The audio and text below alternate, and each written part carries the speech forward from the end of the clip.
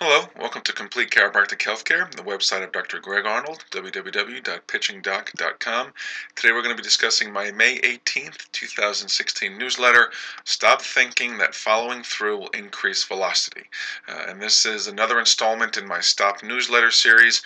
If you put the cursor over this right here, it'll pull up this page, which is a compilation of the newsletters so far. And these are just newsletters that I put together to try to stop the teaching of certain concepts which have been proven in recent years to be incorrect. So if you go and click on this hyperlink with the PDF, it'll pull up this file, which is easier to read. So today we talk about the error that some coaches are still teaching pitchers to follow through, and two of the most common phrases that are still used are finish your pitch and grab some dirt. And these were two phrases that I was taught growing up and I'm still hearing today.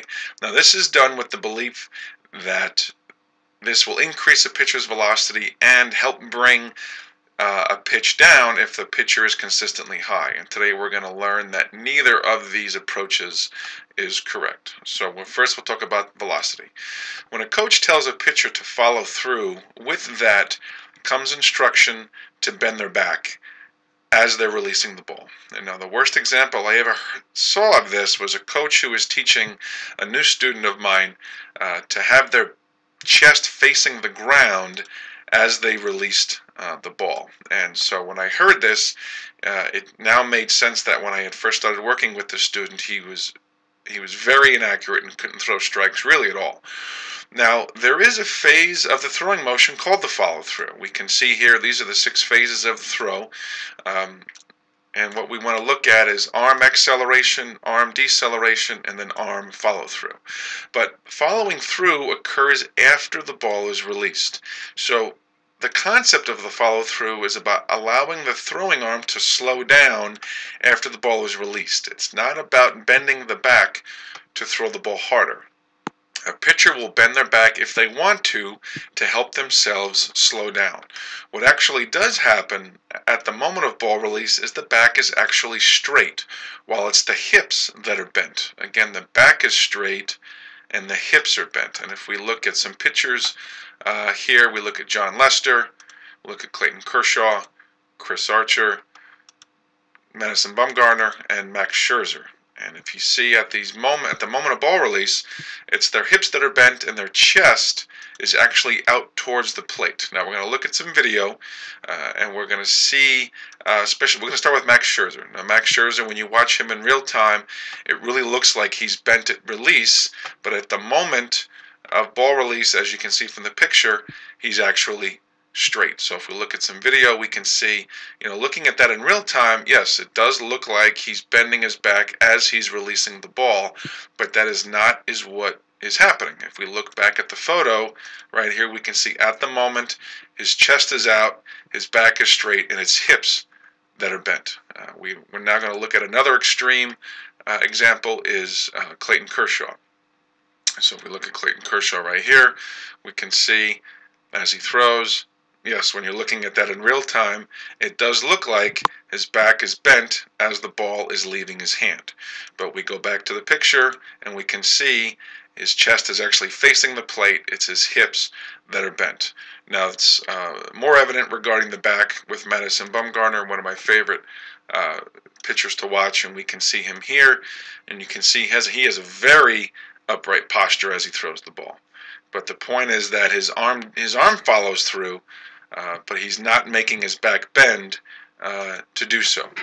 And the final person that we're going to see today is Bryce Harper. And the reason why I put Bryce Harper in here is because Bryce Harper was an outfielder in high school, and they put him on the mound, and there's an excellent article on Baseball Prospectus website where they feature video of Harper pitching, and here's the video, and you can watch him throw, and he pretty much stays straight the whole time. His arm finishes, his arm follows through, but his posture stays straight. And the phrase that we try to teach pitching students is we don't want to throw down, we want to throw out. Okay, and the simple question I pose regarding this whole concept of making pitchers throw differently than position players is if following through to bend the back at ball release helps pitchers increase velocity, why don't we teach all other position players to do the same?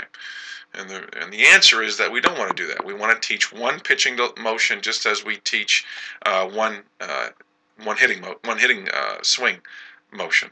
So let's finish up with accuracy for today. Now, when a pitcher throws high, the most common phrase I hear, and again, this is what I was taught growing up, was finish your pitch. And this is due to belief that the pitcher is not following through properly and hence creating a higher pitch. But now that you've seen with video and with pictures that the back is actually straight at ball release, you'll realize that the problem is not the back bending, but it's actually a tilting of the shoulders. And this usually occurs because coaches teach their kids to throw over the top. And this is a whole other can of worms that I opened up in a previous newsletter. And if you click on that hyperlink, it'll take you to this newsletter, which I wrote back in 2014. So by creating this tilt of the shoulders, we're creating a high release point. Okay, we can see them tilted to the side, just like this, and it's creating a high release point. So the best fix that I heard, I give credit to Tom House of the National Pitching Association. You click on this link and it'll take you to the National Pitching Association website, which you see here. Is the easiest phrase that he used, which I still use to this day, is keep your eyes level at release point. And if we see 4 pitchers here, Nolan Ryan, Roy Halladay, Justin Verlander, and Greg Maddux, we have 4 pitchers, 4 different release points, but they all have their highs level and their back straight and their chest out. So we're going to finish one more thing with some video of a follow-through with this pitcher, which is a little bit easier to see. As this pitcher comes down the hill and he lands, we see as he releases the ball, back is straight, but watch his arm follows through. Okay, his back stays straight, but his arm decelerates on its own. He doesn't need to bend his back.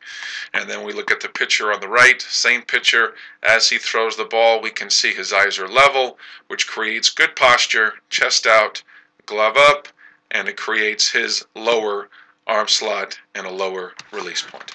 So I know there's a lot here in this newsletter. I know it's very detailed. I hope you were able to understand it, found it valuable. If you have any questions, please contact me at the phone number. You can send me an email, pitchingdoc@msn.com, or feel free to visit my website, www.pitchingdoc.com. Thank you.